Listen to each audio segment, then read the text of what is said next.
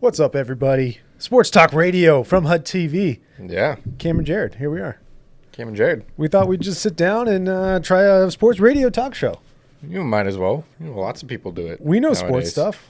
Right. Yeah. We talk about sports, amongst ourselves. Figured might as well, like we said on that other radio show, our takes are so far. We just have to let other people hear it. Right. We talk about sports together usually, so why not put it on a radio show? Exactly. So here we are.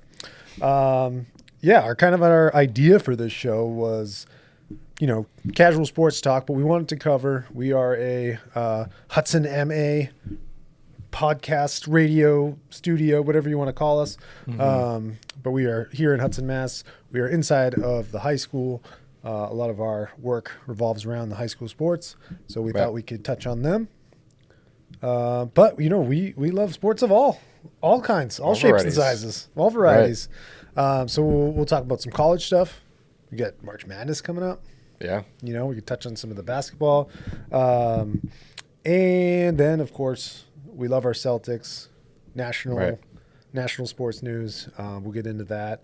And depending on how long this radio shows, we'll just bring you all the seasons. Right. All just the sports. Keep talking about it. Big, long baseball season ahead of us. Some preparation for football season in the fall. Mm-hmm. Lots of good stuff. The NFL draft's coming up. Yeah, there's a lot. There's always something going on in sports. Right. I saw a gentleman online did a full breakdown of like a calendar of how, what sports you'd be interested in when. And he even threw in like a couple like boys golf weekend and then March Madness and then you've got the Olympics. You've got, so there's pretty much the whole year you can find something in sports to like pay attention to. Right. So here we are. I guess we can start local. We can start with our sports teams here at the high school, Hudson High. Winter sports had a decent year.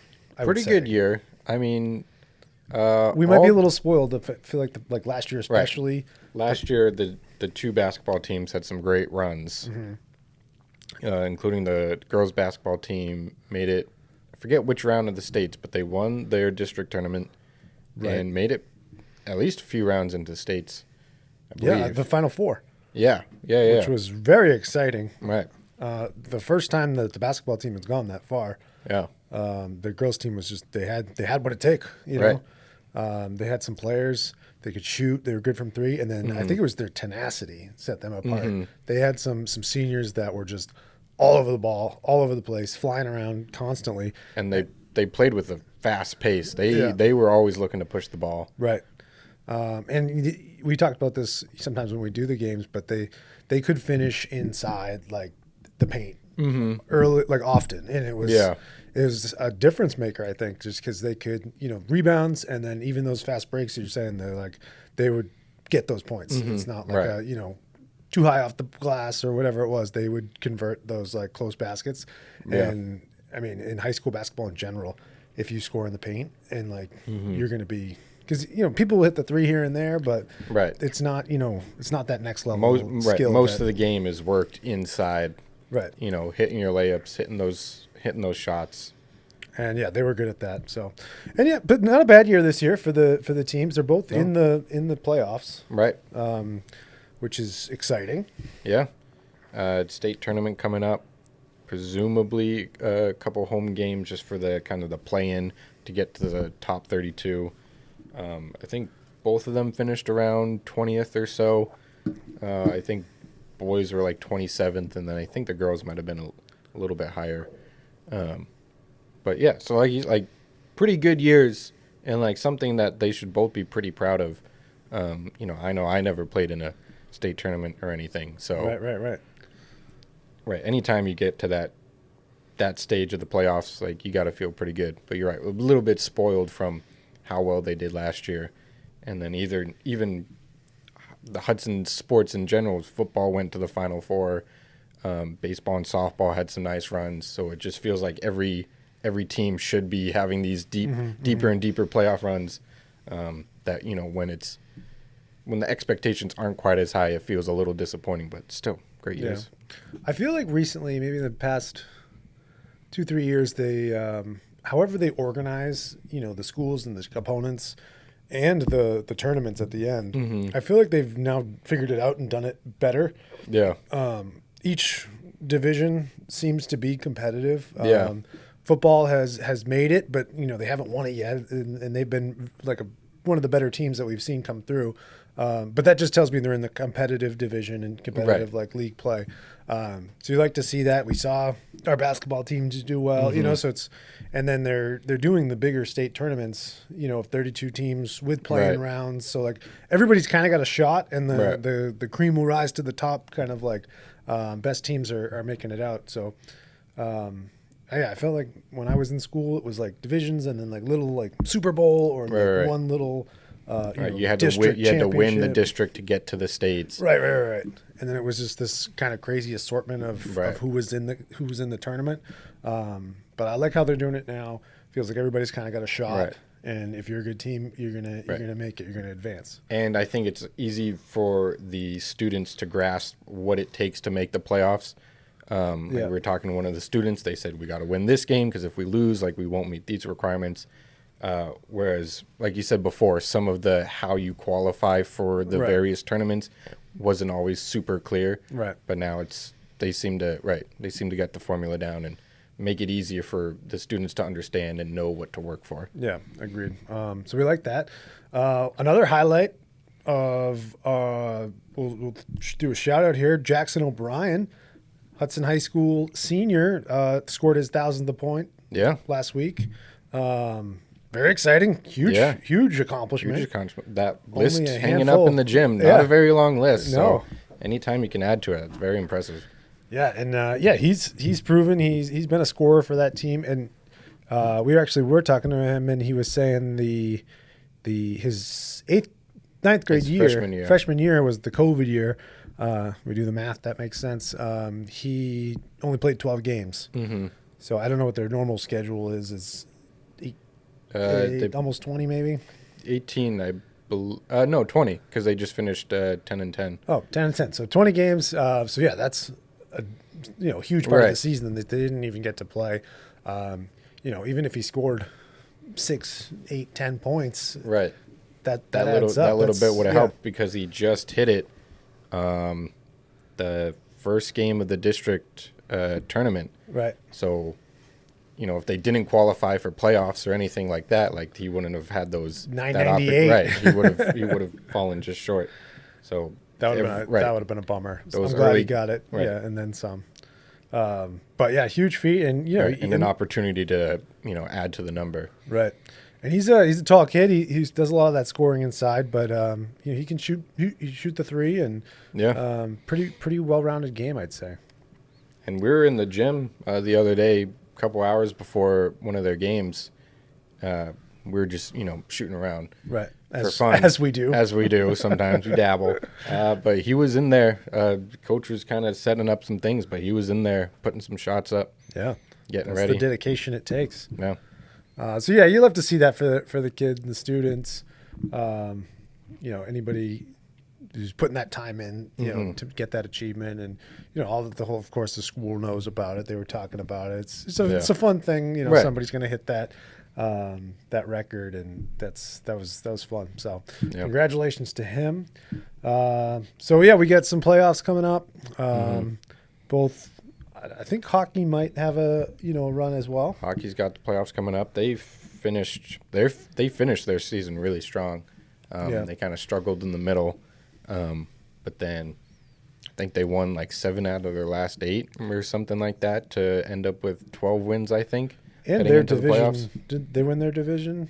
They made it to the district championship, but they lost to. Oh right. BVT, I think, or right. someone like that. That sounds right. Decent run in the districts, to win those semifinals. So could be in a good spot to win some playoff games, make some noise. Yeah. So yeah, we'll be following up on that. Maybe we'll hop on here again next week and deliver some of the news on how those first rounds worked out. But yeah, it's been a fun season, and then we're looking forward to baseball, softball, lacrosse, track. Get back outside. Yeah. hopefully soon. Yeah. Waiting for that weather to turn and be able to be out there. We saw the baseball team doing some workouts the other day, just getting ready. So a little premature, but we're not for them, but for us to talk about. Right. So we'll be bringing that action later on. Yeah. So yeah, it's pretty much sports at the local level. Right. But some good things happening in town, and big accomplishments for Jackson and stuff. So it's been a good winter sports season. Yeah. So if we're moving on up, college, the only thing on my college radar right now is March Madness. Yeah. We're still like kind of a month away, but I don't really tune into a ton of college games. I kind of keep tabs on a few of the teams just to We're a little spoiled in the New England region where our professional teams are good enough that we can pay attention to them. Right. And we don't really have too many local college teams that are, some of the best in the league. Right. But UConn is one of the best men's basketball league right now. It's true. Which don't normally see them in the conversation, but historically they've cropped up. They won the tournament, not too long ago. Yeah. And now they're back trying to make another run at it. And I heard UMass Amherst, they've got maybe a seat at the table. They're kind of one of the got a pretty good program there. Dark horse team, but maybe they get in the tournament. I mean, that's always fun. Yeah, it's always exciting to root for. You just want to dance. Yeah, exactly. So yeah, I mean that's probably a little bit early on that too. We can get into March at least. I mean, it's almost March. Almost a couple more days, and then we'd be able to kind of start getting our picks and our brackets squared away. So we won't linger too much on the college sports. What do we got for our pros? Our pros, well, NBA season swinging, just got back from the All-Star break. So kind of that final stretch because we're a little over halfway now. Right. And so you can start to think about the playoffs now as kind of teams settle into where they are. I mean, speaking of, our team, Boston Celtics. Oh, I think they're so great, so fun to watch. Six games up on the 2 seed. That's amazing. So they got a nice gap to work with, and doesn't look like they're slowing down. So feeling good. Still the only team with 40 wins, and they have 44. I have enjoyed it so much watching the Celtics. They are so fun to watch. They can do it so many different ways. We knew that coming in with just having a tandem, one of the best tandems in the league of Tatum and Brown. And then to add a piece like Kristaps is phenomenal. And it sounds like it's been phenomenal for him too. Yeah. Not being that main scorer, being a big contributor, obviously, but not having to carry the load every night. Right. You can rely on those other guys to do their thing, be incredible. And then you get two of the best defensive guards in the league, but also no slouches on offense. Yeah, I mean, White just dropped 28 last night or something like that, and Drew's 3-point percentage is best in the league, I think. His corner 3-point percentage is the best, but he can shoot all around. White can shoot all around. Everyone can shoot on the perimeter. KP and Al, and it's right. I mean, Brad Stevens knew kind of what he wanted to build and found the exact pieces Tip of the hat, and where to put them. Right, assembled a great team, and Joe's doing a great job. Yeah, everyone's bought in. Right. Yeah, even Tatum, he was 30-something points a game last year. Yeah, he's down to 27, but that's not a huge loss. Right. But they've figured out that's how to share the work and make it great. That's not a drop in skill or a drop in efficiency. It's just I've got a great team. It's just Derek White can score 28 one night, and then Porzingis will score 25 or 30 the next night, and maybe it's Brown's turn or Holiday's turn, whatever it is. Right, he doesn't have to score 30 points per game. I mean, he can do it, obviously. Right, 40 if he has. I mean, he dropped 31 in the first half the other last week, and then finished with barely over that because game was... They don't need him, yeah. They didn't need him anymore, and he didn't feel the need to run up his numbers. Right. So it's a very much a team approach. It's just so good to see it. And I feel like you take a team like the Bucks, like a contender, right? Mm-hmm. And, you know, with the coaching changes, the front office changes, they got Dame and Giannis, and there seems to be like turmoil there, you know? Right. I think those they guys fired their coach 3 weeks ago. Right. I think those while guys... they were the second seed, right? Right. Those guys get along and stuff, but there's not that... They're not that tight-knit organization that the Celtics are experiencing right now. Obviously, Lillard and Giannis are two great players, but it doesn't seem like the puzzle pieces fit quite like KP fit into Boston's system. Right. Like, obviously, you bring Dame over, but you kind of have to mold your game around him now, whereas we brought Porzingis over and just plug him right into the same system that they ran last year, and it's just a well-oiled machine right out the gate. Right. That was a need for the Celtics, was that, like, the high pick and roll with him, and then just, like, at the top of the key, he can, you know, score, post up. His post-game, most efficient post scorer. Right. As the pick setter, like, he brings so much to the table. That was, like, the piece they needed, and it was the piece they got. You know, getting Dame, he's just like, this is a great player, you know. But you still got to figure out all the rest of it, whereas, like, the Celtics had kind of a team, and they needed a great player to play a specific role, and that's who they got. You know, and we're not watching the Bucks every game, so maybe, you know, there's certain things that we not picking up, but at least from like a national media kind of sense, where it's like, you know, there's a reason that you bring in Dame and it doesn't immediately equate to success right away, and you had to fire your coach and bring in Doc Rivers. And, like, was that even the right move to begin with? Doc Rivers is out there saying so many funny quotes. It was like, I don't know why the Bucks even bothered to call me in the first place. It's like, should you be saying that as the head coach of the Bucks?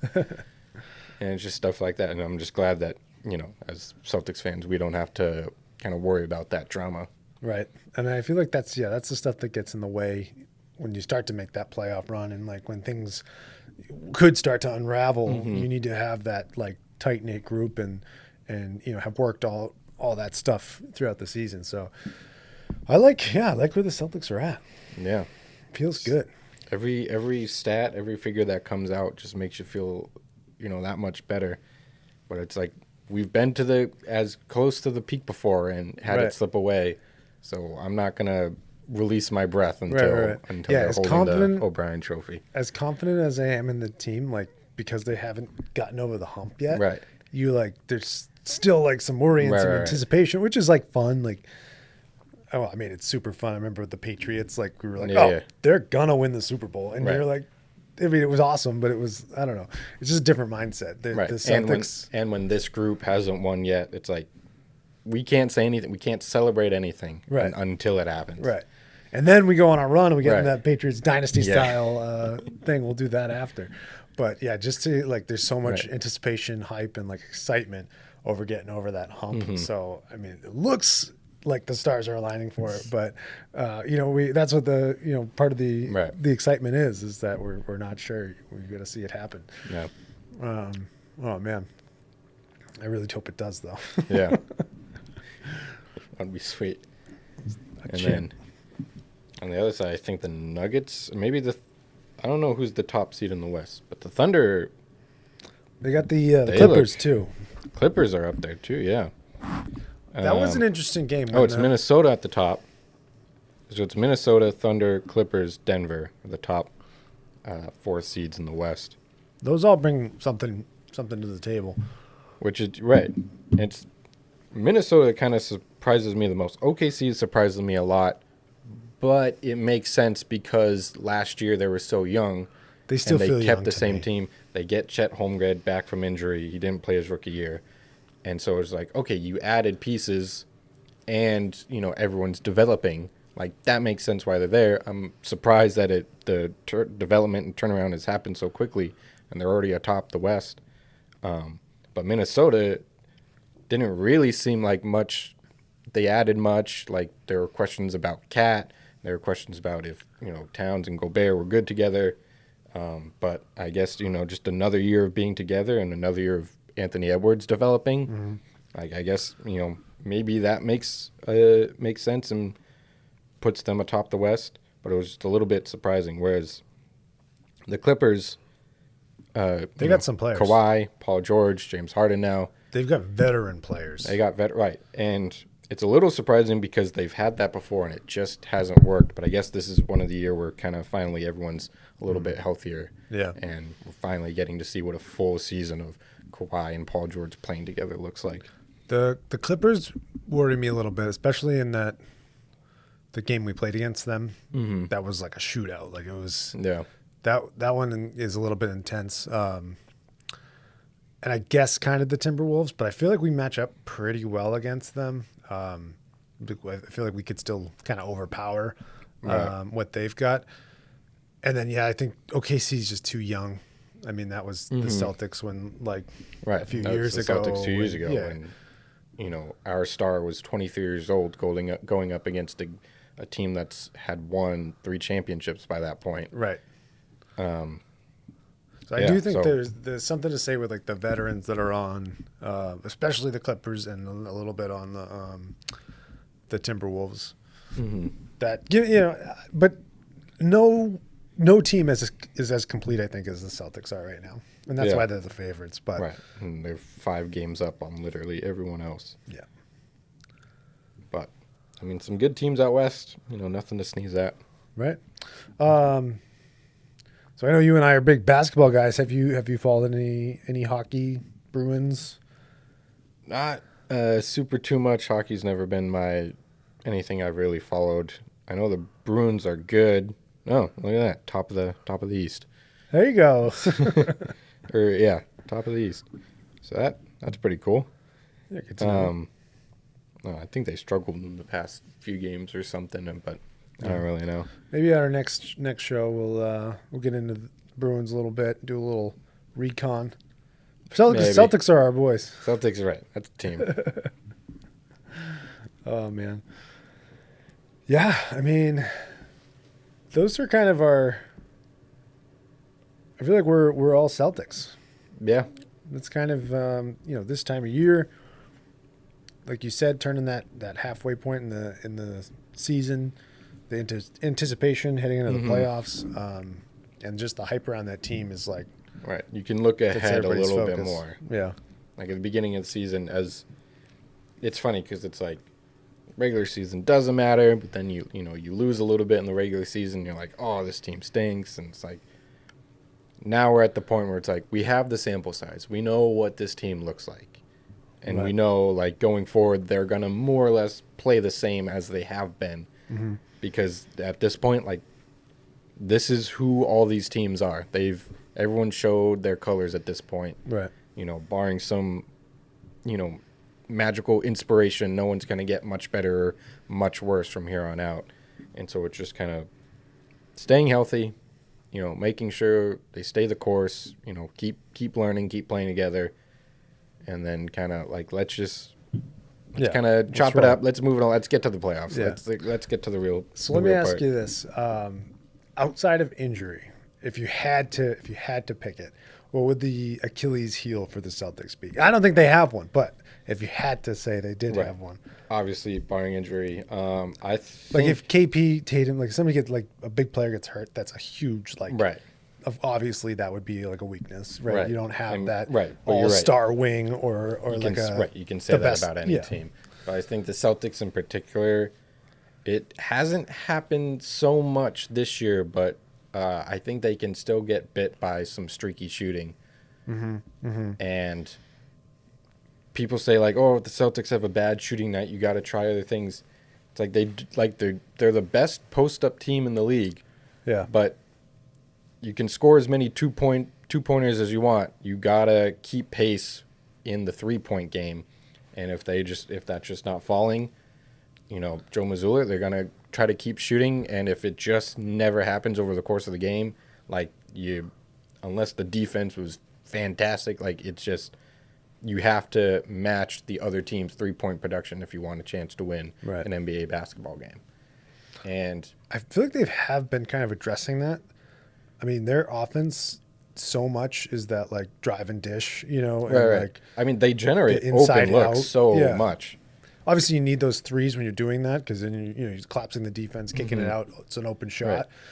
But even if it's not falling, you still got Jaylen Brown putting up his little like fadeaways, you know, from the Right. elbow, or KP in the post, or Tatum in like that low post on like the baseline, his turnaround fading. Like Right. they have ways to score. They have ways to score, but if you go down and get a mid-range shot with Jaylen Brown, and then get down to the other end of the court, and They hit it right. their star just happens to put a three in, like you can only do that so much before you find yourself down. Right. But you're right, like they're very good at generating open looks. They have a lot of shooters. I mean, the development of Hauser and Pritchard off the bench, Right. adding KP who can shoot. So now Horford, Even when some of those other guys coming are off cold, the bench. like if White's cold and they bring in Pritchard, like it's awesome that Right. he gets an open look. Pretty good chance, like Right. that he's gonna keep up that production. So right, it's been mitigated, but like sometimes it can just happen, Yeah, and that's basketball, right? Right. Like, yeah, hopefully it just doesn't happen for 4 games in a series. that'd be crazy. Like that's all you can ask for. Throughout the season, I feel like they haven't gotten cold like that. You know what I mean? Like Right. multiple Like games in a row. certain players get cold here and there, and sometimes the stars align where as a whole they just can't Right. shoot. Actually, Jaylen Brown was a little bit cold going into the All-Star break. Yeah. I feel like that hit at a perfect time because he came out last night and he looked great. And Derek White kind of a few weeks ago Yeah. kind of had like a 1 for 20, 3-point shooting streak. But he's averaging like 24 points per game over his last few. So Yeah. I think I guess that'll happen too, right? With like these guys, Right. like you're going to get in like a little bit of a rut or, go on a little bit of a cold streak. They're fantastic basketball players, so they should, return to the mean. And it's not like they're the only scorer for this team, so, they're allowed right. to kind of do that. We'll find production somewhere else, and when they kind of figure it out, they'll get hot again and switch back to them. Like, pretty good setup. It's good. And like they can score in a lot of ways, and their defense is good, and there's no one mismatch they can really pick at. Yeah. And so Going into the season, I was a little worried, getting rid of Rob Williams, KP's injury. I know we're saying, like, if there wasn't injuries, but him and Al switching off, and, like, they're just trying to make sure that those guys are good. Right. But because that's, like, they need them, and they're both, Right. like, a little bit older and a little bit, like, not as reliable day in and day out, that they're going to be good to go. So I feel like I was a little bit worried about the bigs. Cornette's serviceable. Like he does a good job, but it's not when like the regular season ends, Cornette's done his job. Like come in, play 15, 20 minutes when we need to rest Al or KP, and like just keep them fresh until the playoffs. And then when you hit the playoffs, it's a game every other day, so it's much more easy to kind of manage that and know when you're going to play and how to work and whatnot. Right. And so like Cornette, like that's the reason why they brought in Tillman, because if Porzingis has a tiny issue, a tiny flare up, just sit him. You can play defense, Cornette and Tillman and manage that one game in the regular season. Right. So I guess what I'm saying is I'm feeling better about it now. I've Yeah. seen how they've managed Al and KP. But They there was have some serviceable big guys that can rebound and put back dunks and the little alley oops that like Cornette gets and stuff. The guys are used to playing with him. If KP or Al like misses a game, they have a couple like guys that I think can get the job done. They've kind of like proven that, Like I'm not as worried like about that was it. going in. Like Cornette was our third big. Like that was a concern. Yeah, he's done all right. Yeah, good as any other. Off the bench. Obviously, if we play the Nuggets down the stretch, which I don't know if we do, but it's like, we're going to try to avoid putting Cornette on Jokic there. Right. We're going to play Porzingis as much as we can during that game. But for these random games, like against the Bulls last night, like Celtics went up big, and it was easy enough to just play Cornette for 20 minutes or however long he played. Yeah. So, yeah, things are looking good. Like you said, a little bit over halfway after the All-Star break. So Celtics are looking good. March Madness on the horizon. and some playoff basketball for our Hudson Hawks at the local level. So things looking pretty good in sports right now. Yeah. So, well, this is a little Cam and Jared Sports Minute. Wanted you guys to tune in, just kind of get a beat on what's going on.